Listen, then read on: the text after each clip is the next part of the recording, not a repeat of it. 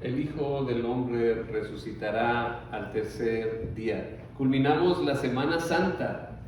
Hoy es el domingo de resurrección, domingo de victoria.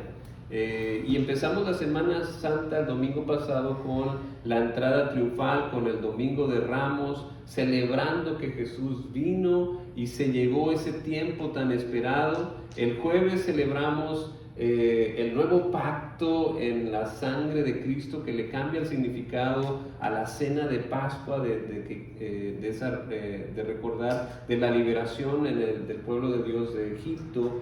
Jesús le da este nuevo significado y hace un nuevo pacto con sus discípulos, y también ese mismo Jueves Santo es traicionado y es crucificado al día siguiente, en el Viernes Santo. Y recordábamos el viernes lo que dijo Jesús desde la cruz, que aún desde la cruz Jesús sigue siendo fiel, y Jesús tiene mucho que enseñarnos, dando su ejemplo de fidelidad al plan de Dios. Él confiaba plenamente en Dios y le deja todo en sus manos al Padre. Le dice: bueno, en tus manos encomiendo mi espíritu. Y él dijo: yo ya hice lo que tenía que hacer, consumado es, ya se hizo la transacción, ya cumplí, ya morí por el pecado. Pero faltaba esta otra parte, porque dijo Jesús: el Hijo del Hombre tiene que sufrir muchas cosas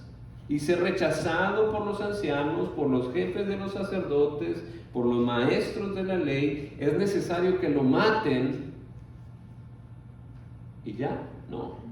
Y que a los 3 días resucite, es lo que dice Marcos 8:31 y todos los evangelios. Y aquí vemos esta conexión de Cristo con el tema que hemos estado hablando del libro del profeta Daniel.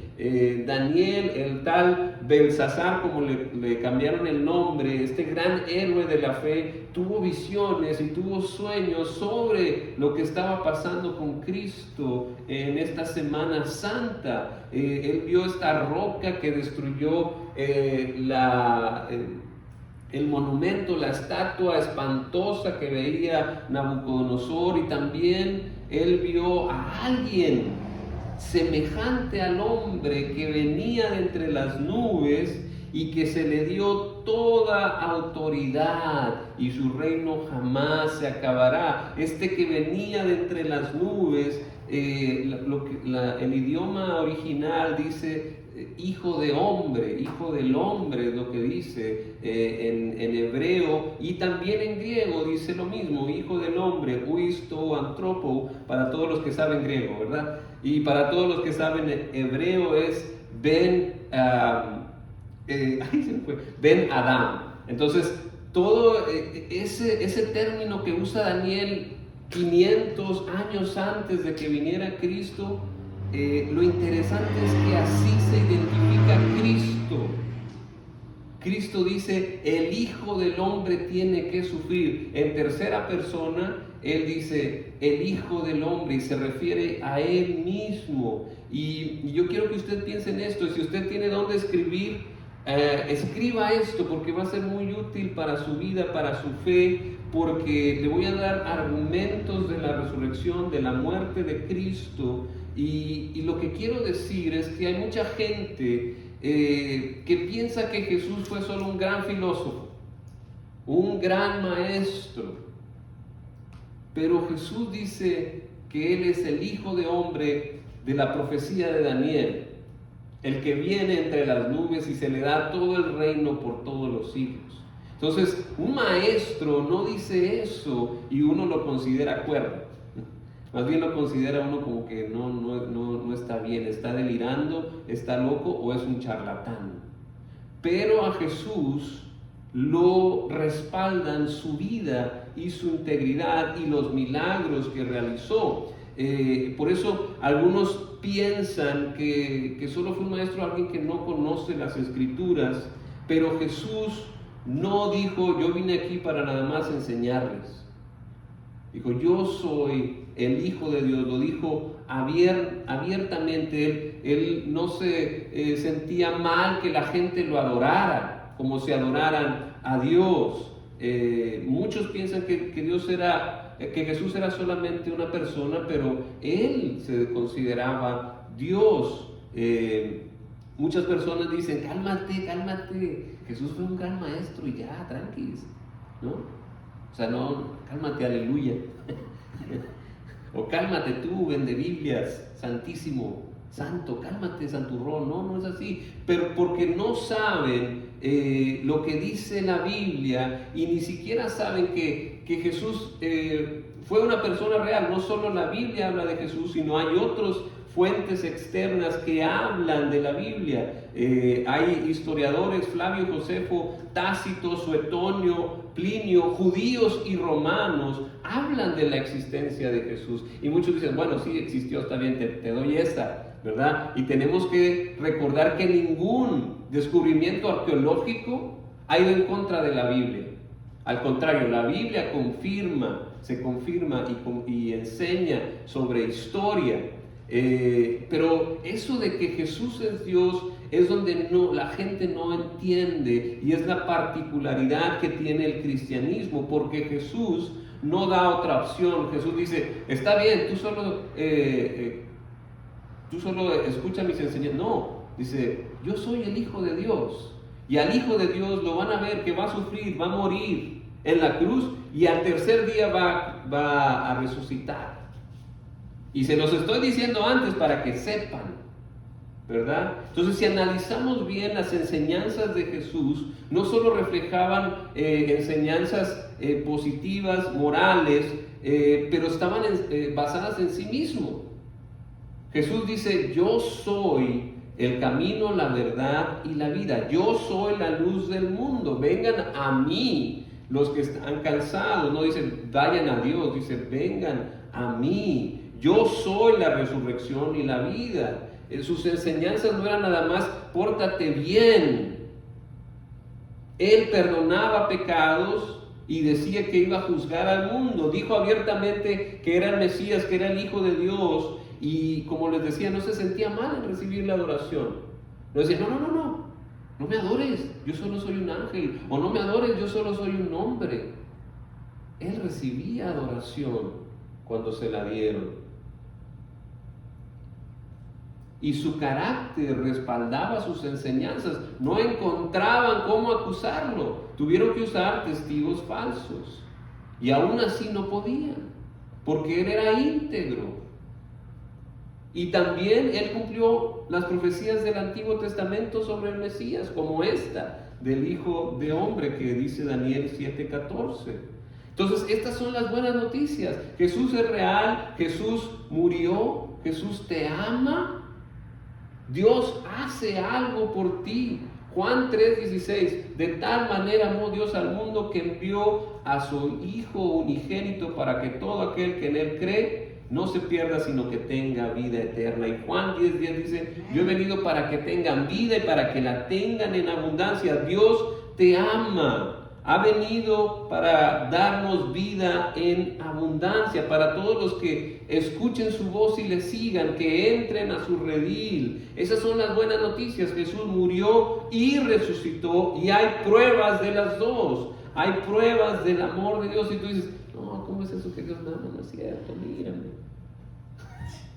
Dios te ama y hay pruebas. Primero, sobre la muerte de Jesús. La muerte de Jesús es importante porque Él dijo que lo iba a hacer. Dijo, voy a morir. Bueno, no dijo voy a morir, me van a matar. Los maestros de la ley, los sacerdotes, me van a matar. Entonces, Jesús cumple lo que promete, pero también su muerte era el nuevo pacto, la sangre. Él fue el Cordero de Dios que quita el pecado del mundo. Y segundo, o tercero más bien, si no hay muerte, no hay resurrección. Si Jesús no murió, ¿cómo va a resucitar si no murió? Entonces tuvo que morir, porque la paga del pecado es muerte. Y esa es la mala noticia, el problema que tenemos nosotros con el pecado. ¿Qué vamos a hacer con eso? No puedo yo con el pecado, no puedo borrar mis pecados y no me los puedo quitar de encima. ¿Cómo le hago? Necesito un Salvador. Y ese es el Cordero de Dios que quita el pecado del mundo. El pecado que tenemos tenemos la solución solamente en Cristo. Él es la dádiva de Dios, nos da vida eterna en Cristo Jesús. Jesús es la solución a nuestro problema del pecado. Por eso es importante su muerte, porque Él paga por nuestro pecado. Y es la solución porque dice, hemos sido justificados mediante la fe, tenemos paz con Dios por medio de nuestro Señor Jesucristo. Eso es lo que dice Romanos 5:1, y Romanos 5, del 8 al 10 dice, pero Dios muestra su amor por nosotros en esto, en que cuando todavía éramos pecadores, Cristo murió por nosotros. Y ahora que hemos sido justificados por su sangre, por cuánta más razón por medio de Él seremos salvados del castigo de Dios. Porque si cuando éramos enemigos de Dios fuimos reconciliados con Él mediante la muerte de su Hijo, con cuánta más razón, habiendo sido reconciliados, seremos salvados por su vida. Las dos son importantes, la muerte de Cristo y la resurrección de Cristo. Nuestra fe no está basada en un paso ciego, sino que está basada en Cristo y tenemos pruebas. Les recuerdo, la Biblia no ha podido ser negada por la arqueología. En 1500 años que tiene descrita, no hay un descubrimiento arqueológico que diga, oh, la Biblia está mal. Al contrario, los descubrimientos arqueológicos dicen que lo que dice la Biblia es verdad, tiene sentido. Entonces podemos confiar en lo que dice la Biblia. Tenemos muchas copias tempranas, puede sobrevivir a cualquier tipo de crítica contextual de escritos antiguos. Es un documento fidedigno. Y ese documento de la Biblia dice en Juan 20:31, después de que Jesús fue clavado en la cruz, acusado por los judíos, dice, entonces los judíos, por cuanto era la preparación de la Pascua, a fin de que los cuerpos no se quedasen en la cruz en el día de reposo, pues aquel día era un día de gran solemnidad, rogaron a Pilato que le quebrase las piernas y fueran quitados de allí. ¿Por qué? O sea, cuando los romanos crucificaban fuera de la ciudad a las personas para dar un ejemplo de lo que te pasaría si vas en contra del imperio romano. Entonces los dejaban ahí que se murieran, que se desangraran, pero luego los judíos dijeron, no, ¿sabes qué? Es el día de reposo, es un día sagrado, no queremos que los cuerpos se queden ahí todo el día. Entonces, rómpele las piernas, dijo Pilato a sus soldados, para que se muera más rápido. ¿Por qué? Porque si le rompen las piernas, el que está clavado en la cruz, iba entonces a colgarse más. Ya no se iba a poder sostener con las piernas y entonces iba a hacer que se desangrara más rápido. Y se iba a morir más rápido. Pero mire lo que pasó. Mas cuando llegaron con Jesús, estoy en el versículo 33 de Juan 20, como lo vieron ya muerto, no le quebraron las piernas. Pero uno de los soldados le abrió el costado con una lanza y al instante salió sangre y agua. ¿Qué significa eso? ¿Sabe por qué salió sangre y agua del costado de Jesús? Porque cuando el corazón deja de bombear, la sangre se coagula y se separa en plasma y en los glóbulos rojos, ¿verdad? Entonces queda una como agua y queda lo rojo de los glóbulos rojos. Entonces cuando le abrieron aquí, salió sangre y salió agua. Eso significaba que ya estaba muerto. Entonces ya tenemos ahí dos. Uno que lo vieron que estaba muerto, pero no vayamos a regarla. Entonces le enterraron la lanza a Jesús aquí y ya salió agua y un líquido rojo que era la sangre ya coagulada. Entonces estaba muerto. Así que en el versículo 35, y el que lo vio da testimonio y su testimonio es verdadero. Él sabe que dice la verdad para que vosotros también creáis, porque estas cosas sucedieron para que se cumpliese la escritura. No será quebrado hueso suyo. Y también la otra escritura que dice, mirarán al que le traspasaron. Entonces Jesús murió totalmente, no pudo fingir su muerte y era política de los romanos. No puedes bajar un cuerpo de la cruz si no está muerto. Y los romanos sabían sobre cómo matar a la gente. Era su trabajo. Entonces Jesús estaba muerto y después de eso, Pilato autorizó que se le entregara el cuerpo a José de Arimatea, una persona de posición, junto con Nicodemo. Dice, después de todo esto, José de Arimatea, que era un discípulo de Jesús, pero secretamente por medio de los judíos, rogó a Pilato que le permitiese llevarse el cuerpo de Jesús, y Pilato se lo concedió. Entonces José de Arimatea fue y lo puso en un sepulcro. Eso significa que ya estaba muerto. Imagínense este discípulo llevando el cuerpo, no iba a decir, este todavía está vivo. Ya lo fue y lo sepultó porque estaba muerto. Y no solo eso, José tomó el cuerpo y lo envolvió en una sábana limpia y lo puso en el sepulcro nuevo de su propiedad que había cavado en la roca. Imagínense que no murió y está ahí todo atrapado en la sábana. ¿Cómo se iba a recuperar? Sin agua, cortados sus manos, sus pies y el costado. ¿Usted cree que iba a sobrevivir? Que diga, no, pues a lo mejor sí estaba vivo. No, ¿cómo iba a quedarse en el sepulcro 2 días sin agua, sin nada, y luego levantarse?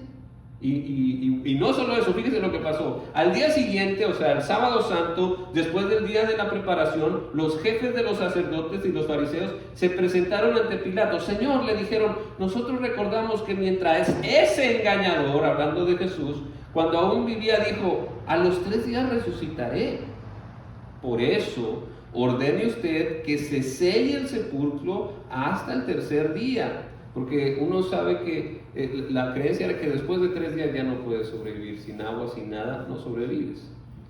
No sea que vengan sus discípulos, se roben el cuerpo y le digan al pueblo que ha resucitado. ¿Vio? Cuidaron el cuerpo. Ese último engaño, dice, sería peor que el primero. Llévese una guardia de soldados, le ordenó Pilato, y vayan a asegurar el sepulcro lo mejor que puedan. Así que ellos fueron, cerraron el sepulcro con una piedra y lo sellaron y dejaron puesta una guardia, cuidando el cuerpo de Jesús. ¿Por qué? Porque los judíos tenían miedo de que se lo robaran. Pero ellos dijeron el cuerpo. O sea, los mismos judíos aceptaron que ya se había muerto Jesús. No dijeron, no vaya a ser que esté medio vivo. No, ellos ya lo daban por muerto, estaba muerto. O sea, eso es lo que dice la Biblia. Así que Cristo no murió, no fingió, no fue leve el castigo romano. La crucifixión no era algo que alguien sobrevivía después de muchos latigazos, golpes y luego estar en la cruz clavado. Se murió. Le clavaron una lanza para estar completamente seguros. Lo sepultaron, lo envolvieron, ya está muerto.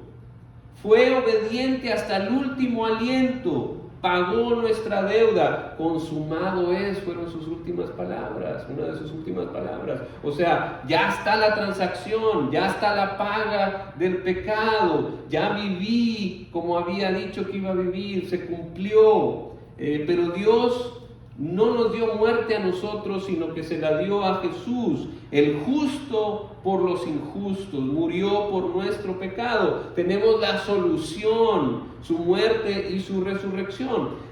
Pero ahora ya estamos convencidos de que sí murió Jesús. Es muy difícil que haya fingido su muerte. ¿Y la resurrección? ¿Qué pasó? Bueno, la resurrección es importante. ¿Por qué? Mírenlo cómo lo pone Pablo, ponga atención, dice, ahora bien, si se predica que Cristo se ha levantado entre los muertos, ¿cómo dicen algunos de ustedes que no hay resurrección? Si no hay resurrección, entonces ni siquiera Cristo resucitó. Y si Cristo no ha resucitado, nuestra predicación no sirve para nada, como tampoco la fe de ustedes. Aún más, resultaríamos falsos testigos de Dios por dar testimonio de que Dios resucitó a Cristo, lo cual no habría sucedido si en verdad los muertos no resucitan. Porque si los muertos no resucitan, tampoco Cristo ha resucitado. Y si Cristo no ha resucitado, la fe de ustedes sería ilusoria y todavía están en sus pecados. La solución era Cristo, pero si Cristo no murió y no resucitó, si estás contra el juicio, estás con la condenación, porque la paga del pecado es muerte. Y si Cristo no resucitó, entonces, ¿qué pasa? Están perdidos todos también los que ya murieron en Cristo. Si la esperanza que tenemos en Cristo solo fuera para esta vida, seríamos los más desdichados de todos los mortales. Lo cierto es que Cristo se ha levantado entre los muertos como primicias de los que murieron. De hecho, ya la muerte vino por medio de un hombre. También por medio de un hombre viene la resurrección de los muertos. Pues así como en Adán todos mueren, también en Cristo volverán a vivir. Da una reversa a Génesis, la resurrección. Ahora tenemos la vida eterna por medio de Cristo. Bueno, ¿y cómo puedo estar seguro de la resurrección? ¿Cuáles son las pruebas de la resurrección? Pues la número 1 es que la tumba sigue vacía. La tumba sigue vacía. Cuando llegó el domingo de resurrección, que era el primer día de la semana, María Magdalena fue de mañana aún oscuro al sepulcro y vio quitada la piedra del sepulcro. Entonces corrió y fue a Simón Pedro y al otro discípulo, aquel que amaba a Jesús, y le dijo: se han llevado del sepulcro al Señor y no sabemos dónde lo han puesto. Fue María a ver y no estaba. Y fue a decirle a los discípulos, digo, no está. ¿Y qué hicieron los discípulos? Pues fueron corriendo al sepulcro a ver qué había pasado.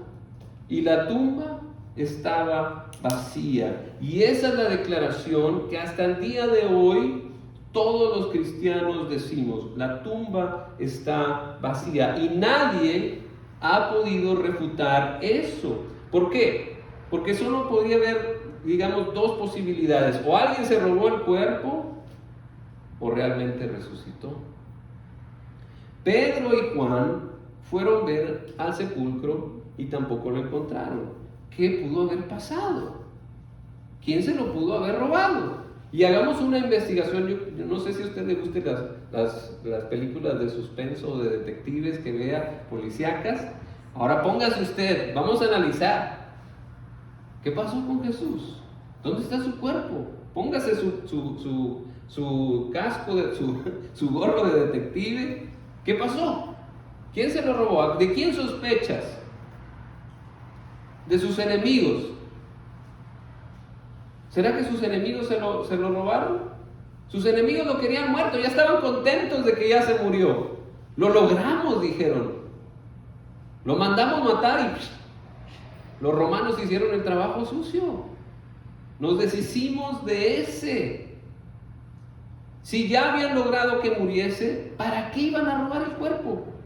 Ya estaban tranquilos, su principal amenaza había muerto, ya no habría quien le reclamara. No son los principales sospechosos, porque si tuvieran el cuerpo, ¿qué podrían haber hecho? Cuando los cristianos dijeron: ha resucitado el Señor, se lo muestran exactamente. No es cierto, aquí está el cuerpo, no resucitó. Pero no pudieron hacer eso porque no tenían el cuerpo, porque no se lo robaron. Y la otra es, dice, bueno, pues a lo mejor fueron pues, los discípulos de Jesús que se robaron el cuerpo y lo escondieron. Pero recuerde usted que ha visto las películas de detectives. Hay muchas veces que uno dice que es culpable, pero no tiene un motivo. Para poder ser alguien culpable debe tener motivos y medios. ¿Cuál era el motivo de los discípulos para robarse el cuerpo? ¿Cómo iban a predicar que Jesús resucitó si tenían el cuerpo ahí? Imagínense. ¿Cómo? No solo iban a predicar, iban a dar su vida. A los cristianos, a los discípulos, los mataban por creer en Cristo. ¿Cómo vas a morir por una mentira? ¿Cómo vas a morir por alguien que tienes el cuerpo ahí? Y aparte, ¿qué estaban haciendo los discípulos? ¿Qué hicieron los discípulos cuando vinieron? Cuando vinieron y se le llevaron a Jesús arrestado. Pedro dijo: no, yo no te voy a dejar. ¿Y qué pasó? ¿Cantó el gallo? Ya 3 veces. No, yo no conozco a Jesús. Yo no sé. No, hombre, no, yo no. Neta que no lo conozco. 3 veces. Mientras él estaba en juicio, lo negó. Entonces los discípulos, si matan al maestro, ¿qué van a hacer con los discípulos? También. Entonces ellos tenían miedo, estaban decepcionados, mataron a mi maestro, estaban agüitados, solo querían salvar su pellejo, estaban escondidos, tenían miedo. Por eso la única posibilidad es que Jesús realmente resucitó. Y un detalle más, cuando Pedro y Juan fueron a ver la tumba, vieron, dice la palabra, los lienzos estaban puestos allí y el sudario que había estado sobre la cabeza de Jesús, no puesto con los lienzos, sino enrollado en su lugar. Es como si Jesús se hubiera desvanecido. Estaban puestos ahí arregladitos. Si alguien se roba el cuerpo, pues se lleva todo. Le vas a quitar la venda y luego la vas a acomodar ahí. O sea, no tiene sentido, ¿verdad, detective? Estamos en la misma. O sea, tenemos otra prueba de que no fue así. Y la otra, una es que la tumba sigue vacía, nadie ha encontrado el cuerpo. Y número 2, hubo testigos oculares. Hubo gente que vio a Jesús resucitado después de ser crucificado. Imagínense. ¿Debería ser sorpresa? Tal vez, pero Jesús lo estuvo diciendo muchas veces a los discípulos claramente: voy a ir a Jerusalén y cuando vaya se va a poner bueno. Me van a arrestar, me van a golpear, me van a maltratar, me van a matar, pero al tercer día resucitaré y ahí me esperan en Galilea. Le dijo varias veces lo mismo. Entonces hubo testigos oculares, las mujeres. María Magdalena se encontró a Jesús después de confundirlo con alguien que estaba ahí de jardinero. Dijo, no, ay, es Jesús.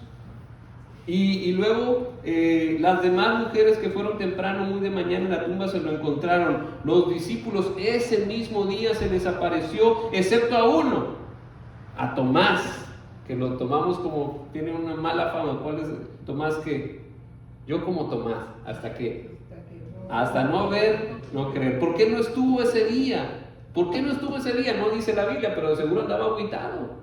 Jesús había muerto.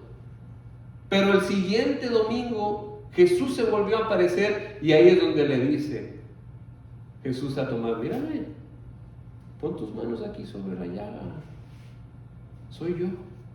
¿Y qué hizo Tomás? Le dijo, se arrodilló y le dijo: Dios mío y Señor mío. Y Jesús no le dijo, no me adores, no soy Dios. Él recibió la adoración de Tomás, porque Él es Dios. Los discípulos fueron los testigos, otros en el camino de Emaús, también en la pesca milagrosa.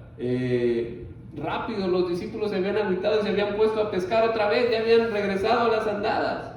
Y Jesús les dijo, echen del otro lado, van a encontrar muchos peces, no se agüiten. Y estaban toda la noche ahí, pero dijeron, no, échala otra vez. Y luego se dieron cuenta que era Jesús, y Jesús se comió un pescado con ellos. O sea, la resurrección no es un espíritu, es una resurrección con cuerpo, un cuerpo poderoso que va a aguantar la gloria de Dios y que ya no va a pecar. Entonces, tenemos esas pruebas de testigos oculares, y no solo eso. Pablo dice que hubo más de 500 personas que vieron a Jesús. Ellos creyeron porque tuvieron un encuentro personal con Él. Se les apareció en diferentes contextos y a varios a la vez, y eso descarta las alucinaciones. Muchos dicen, no, pues es que estaban alucinando. A ver, detectives, ¿estaban alucinando realmente? No, tenían miedo. ¿Cómo iban a alucinar que venía Jesús? No hubo una histeria colectiva. No creían que iba a resucitar, se pusieron a pescar porque dijeron, no, pues ya se acabó, ya se murió Jesús, de mi modo. No se hizo. Pero sí se hizo. Jesús resucitó al tercer día. No estaban alucinando, no lo estaban buscando, no estaban intoxicados, no tenían ese deseo, no tenían un trastorno mental. Jesús se les apareció realmente. Los testigos proclaman que lo vieron. Y la última prueba es qué pasó con los discípulos después de la resurrección. Si cuando murió Jesús estaban asustados, luego ¿cómo estaban? Estaban animados. ¿Por qué? Porque se confirmó su fe, porque Jesús resucitó. Si no, ¿para qué seguirle? Si no resucitó, pues yo me regreso a pescar. Pero si resucitó, eso significa que todo lo que enseñó es verdad, que los milagros, que todo eso sí se va a seguir. Y hay un nuevo reino, el nuevo reino se ha acercado. Entonces vemos esta transformación de los discípulos. Ya no tenían vergüenza, al contrario, iban delante de los grandes gobernadores. Y así nació la iglesia como en la que estamos hoy. No había presupuesto, no había nada, solo había un mandato: seguir a Cristo y esperar el poder del Espíritu, porque se les apareció a los discípulos y les dejó instrucciones. Dijo: ustedes van a ir y van a ser mis testigos. ¿Dónde? En Jerusalén, en Judea, en Samaria y hasta lo último de la tierra. Pero espérense a que venga poder de lo alto, porque lo que les estoy pidiendo no es cualquier cosa. Necesitan el poder del Espíritu Santo, y ese Espíritu Santo llegó 50 días después en otra festividad que era el Pentecostés, que se celebraba la cosecha. Es cuando baja el Espíritu Santo y le da poder a los discípulos, y de ahí en adelante nace la iglesia, nace la congregación de discípulos, que eso significa eclesia, es la asamblea de creyentes, y es la que hoy tenemos aquí, es la iglesia, es el plan de Dios. Jesús fundó la iglesia de creyentes en Cristo, en su muerte y en su resurrección. Los discípulos cambiaron, y esa es la tercera prueba de la resurrección. Y no solo esos discípulos cambiaron. Yo soy una prueba de que Jesús vive. Tú eres una prueba de que Jesús vive, porque Jesús transformó nuestras vidas. Pero si a ti no te ha transformado, entonces hoy es el día de salvación. El Hijo de Dios es el único que puede ayudarte con el problema del pecado. Tenemos la solución: la muerte y la resurrección de Cristo. Esas son las buenas noticias para nuestro problema. Tenemos la solución, pero la decisión es tuya. La decisión es tuya. Dice Pablo: esta es la palabra de fe que predicamos, que si confiesas con tu boca que Jesús es el Señor y crees en tu corazón que Dios lo levantó entre los muertos, serás salvo. Porque con el corazón se cree para ser justificado, pero con la boca se confiesa para ser salvo. Eso quiere decir que no solo es en tu mente, no solo es en tu corazón, sino es en todo. Tu vida debe confesar que Jesús es el Señor. Honestamente tienes que creer que Jesús es el Señor. Yo no puedo ver tu corazón, nadie puede, el único que puede es Dios. Pero cuando tú haces esa decisión, entonces eres salvo, entonces eres parte de estos discípulos que transformaron al mundo, siendo transformados primero. Entonces tenemos esta celebración de la resurrección hoy. Culminamos la Semana Santa con esto, con la victoria de Cristo sobre la muerte y con el sí de Dios de todas las enseñanzas de Jesús. Y todos sus seguidores tenemos la esperanza de ser resucitados. Si morimos, morimos en Cristo. Y Él dijo que Él es la resurrección y la vida, y el que cree en Él, aunque esté muerto, vivirá. Y la prueba tenemos: la tumba está vacía, tenemos testigos oculares y tenemos la transformación. Cristo realmente murió y resucitó. Entonces tenemos las pruebas del amor de Dios, tenemos la solución al amor de Dios, la solución a nuestro problema del pecado, pero la decisión es tuya. Tú decides si eres un seguidor de Cristo o no. Espero que decidas que sí y que también seas transformado. Amén. Amén. Vamos a celebrar la resurrección con este canto.